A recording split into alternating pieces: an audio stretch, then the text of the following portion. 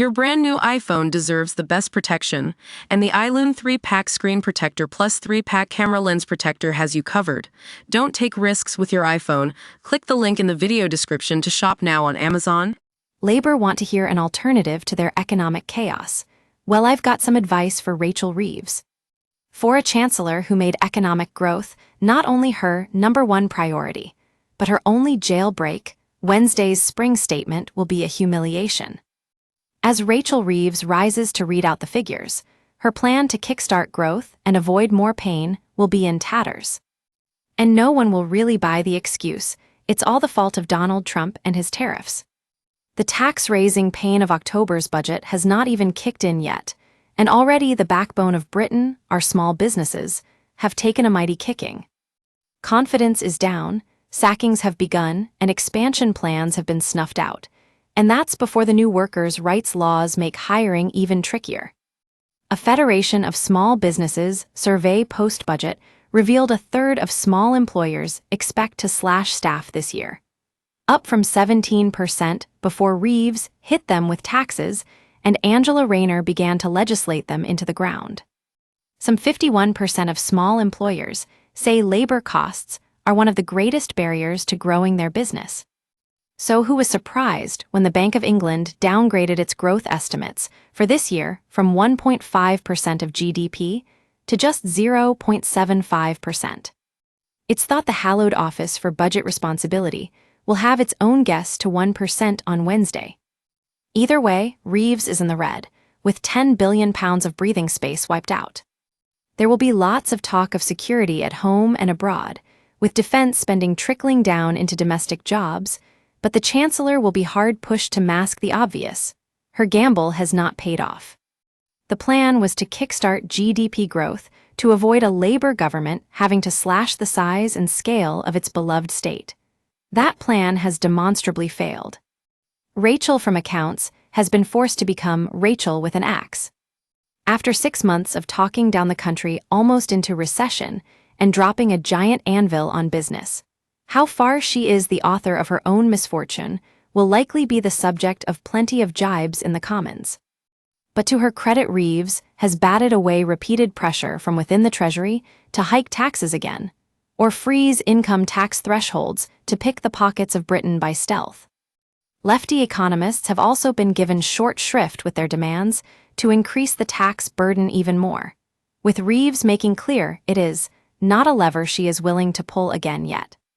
Meanwhile, Labour MPs have demanded more borrowing over cuts, but the markets wouldn't have it even if Reeves fancied it. Which commendably, again, she does not.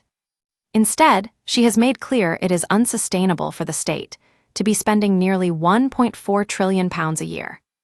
This is the worst time possible to make employment more expensive, as all you are doing is increasing the incentive to automate.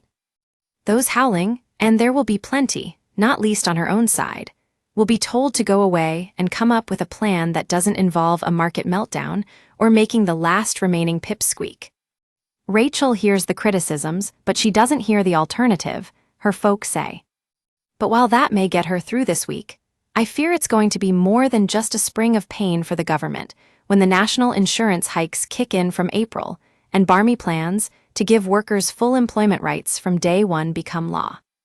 Take the West Country family restaurant boss, who is in tears because she says that for the first time in 2 decades, she cannot afford to open in the evenings this summer. Profit margins in seasonal hospitality are wafer-thin at the best of times, but with higher taxes and the new higher minimum wage, she is left with no choice but to hire fewer people, for fewer hours, to serve fewer customers, and to contribute less to the local economy. 30 other restaurants and pubs in the local area are facing the same dilemma, she says, with a warning that this summer's staycationers are in for a shock when our UK holiday spots are decimated. Or the recruitment boss, who had planned to expand his company to 15 workers next year. We've now gone down to 5 and have just onboarded 2 people in the Philippines. So cheaper wages and fewer man-hours spent on red tape, but more Brits out of a job. The CEO of a £100 million tech startup told me, "We've made 5% of the company redundant in order to offset the NI rise." And he warns they won't be the last, thanks to AI and the government's employment legislation. This is the worst time possible to make employment more expensive, as all you are doing is increasing the incentive to automate. The chancellor wants to hear an alternative. Well, how about not making life even harder than you already have for the people trying to help you grow the economy? It may be too late to U-turn on the employer nix hike, but the Rayner red tape can still be abandoned.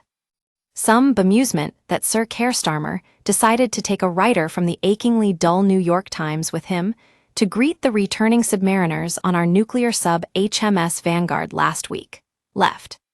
The American paper famously writes dreary 10,000-word diatribes about Britain and Brexit, and would not be my idea of a welcoming party on the Firth of Clyde after nearly 7 months at sea. But it is all part of the extended, and at times unedifying, attempt by the Prime Minister to grease up to Donald Trump. Those in the know tell me that the first thing Trump reads in the morning is the NYT, despite having a decades-long loathing of the paper. He hate-reads all the New York papers first thing, my mole tells me.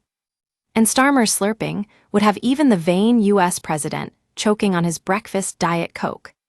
On a person-to-person basis, I think we have a good relationship, Sir Suckup told the NYT. I like and respect him. I understand what he's trying to achieve. 2 weeks ago, I brought you the news of Nigel Farage's unlikely and high-risk alliance with fellow Brexit mastermind Dominic Cummings after years of civil war. But it seems Nye has got a bit of a taste for making friends across the divide. Onlookers were stunned on Monday night to see Deputy PM Angela Rayner enjoying a FaceTime call with Farage on the Commons terrace.